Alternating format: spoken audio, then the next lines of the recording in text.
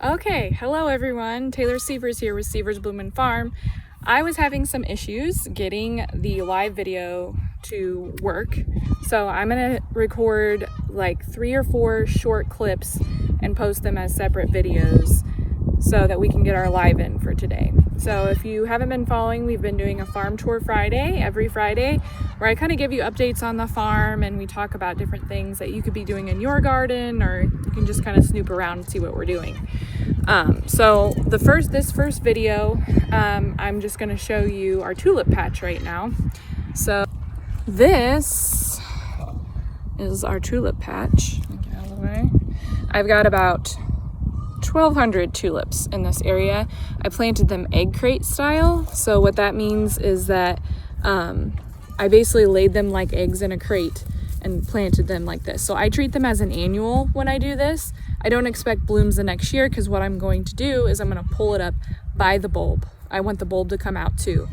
And even if the bulb doesn't come up, sometimes they snap off and the bulb will go ahead and put leaves out the next year. But if you're doing that, you're taking away the energy. So like most bulb crops, what happens is they need to come up and they need to die back on their own, because all the energy that's in these leaves will go down back into the bulb for next year. When I'm pulling this out and snapping this off the bulb, it doesn't have any green leaves to photosynthesize, and then it just doesn't have enough energy to produce a flower. So it may come up with leaves, but it won't have enough to flower for a couple years or a while. I have some where the bulbs snapped off and they still keep putting up leaves, but I don't really ever get blooms. So okay, so this is how I go and harvest a tulip. Like, this is too late for me to harvest a tulip. It's open. I like it to be more closed. I like to see some color. This one has a little bit of this yellow color showing. I might wait a little bit longer for these, because sometimes they just don't open very good. But I think you could harvest this one at this point. But so this is too late for what I would sell to customers. But this is how I just grab at the base of the plant and I pull it up. I just pulled this one up earlier to show people, but so I like to harvest them like this. If I pull it up by the bulb, I also get more stem length here as well. And this is shorter. It's on the shorter end. So I will then keep these. I will store them usually upright, and I kind of wrap them up so they're staying straight, because sometimes the tulips will start growing and they'll bend all around. I wrap them up so they're straight. And then they'll just stay like no water with the bulb in the cooler like this. And they kind of last longer if the bulb's on them. And then when I go to sell them, I will clip this off and get them hydrated. And sometimes they might be floppy when they first come out of the cooler, but once they get hydrated, they'll spring right up, and tulips will actually grow in the vase, which is really, really cool.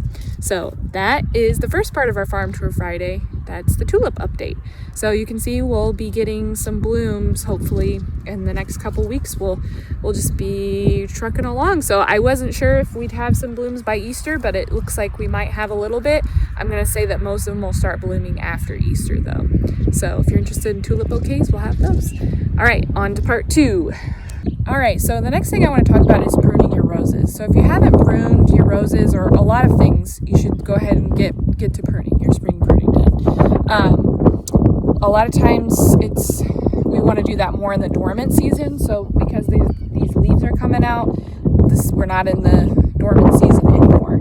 I like to prune in the dormant season just because, well, I don't have leaf growth. I can kind of see what's going on in my plants, and then also it's cold, and just you're not worrying about I feel like you don't worry about disease as much.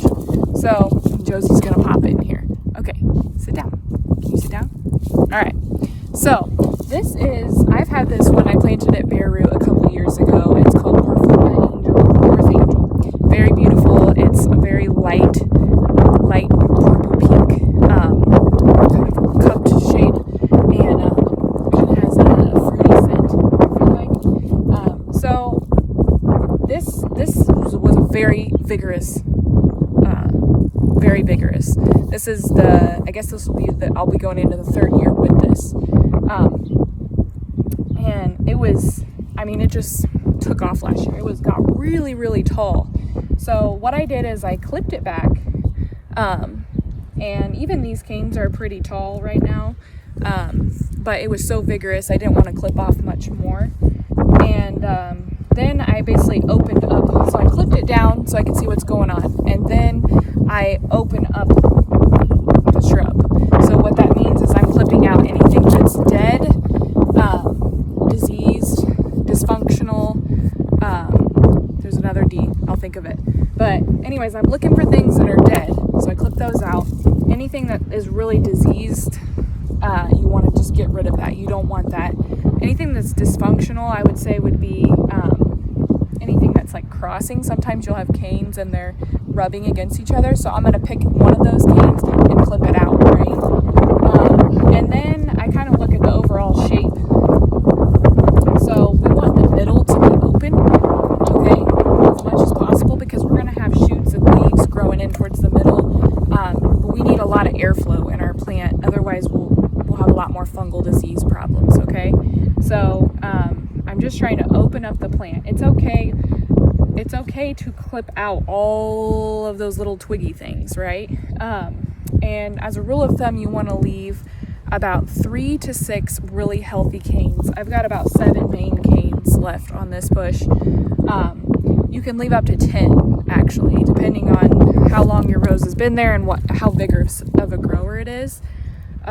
So this is for the typical kind of shrub rose pruning. Now, climbing roses are pruned differently. So in the first couple years that you plant a climbing rose, you want to kind of lay off a lot of pruning with them, because what you're going to end up doing is picking out several main canes that are going to be the structure for what you're going to trellis them onto, right?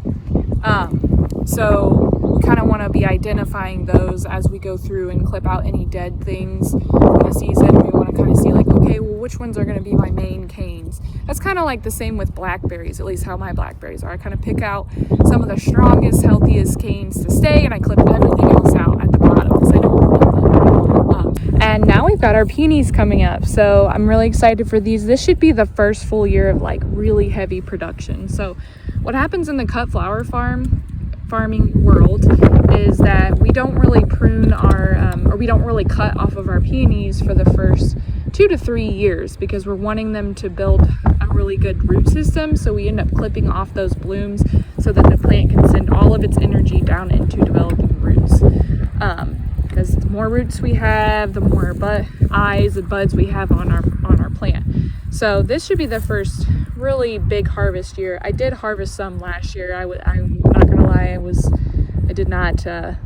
wasn't a good flower farmer. I didn't clip all the blooms off. But the idea behind that is that when you clip off the blooms, you're also sacrificing leaves, and leaves, they're what provide the energy for the plant. Okay, so I want to talk about our rose of the week, and our rose of the week this week is Zephyrine Druhen. So I wanted to talk about this rose of the week. This is a climbing bourbon rose. So what that means is this is an heirloom rose, which means it's a very old rose. It was bred in 1868, I believe, in France. So bourbons are actually flowers that are roses that were a cross between an old garden roses and what's believed to be old blush China rose. So what happened is that old garden roses usually only bloomed once in the season, and then they discovered these China roses. China roses are they were kind of fascinating for people to discover because they bloomed multiple times a year. So what people started doing is they took these old garden roses that had all this scent and beautiful blooms and whatnot, and they crossed them with the China roses so they could get that multiple repeat blooming throughout the season. And a lot of the China roses had a lot of disease resistance as well. So that kind of gave rise to what was called the hybrid perpetuals, and then The bourbons specifically were ones, kind of discovered the first bourbon on the island of Bourbon or something like that. Anyways, so it's an old rose. It will bloom multiple times throughout the season.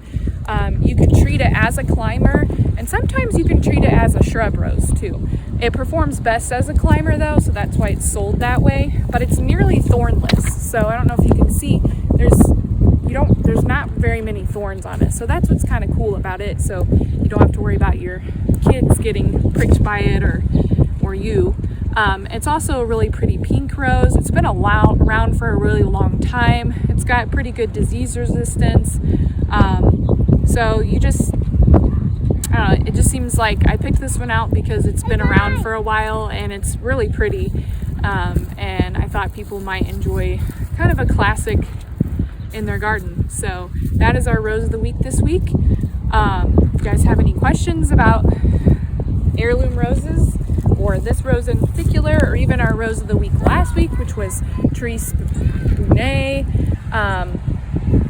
let us know. So that is part 3 of our Farm Tour Friday. Hope you enjoyed it. I hope all these videos upload, and I'm hoping that we can remedy this internet situation, I guess. But thanks for watching. See ya.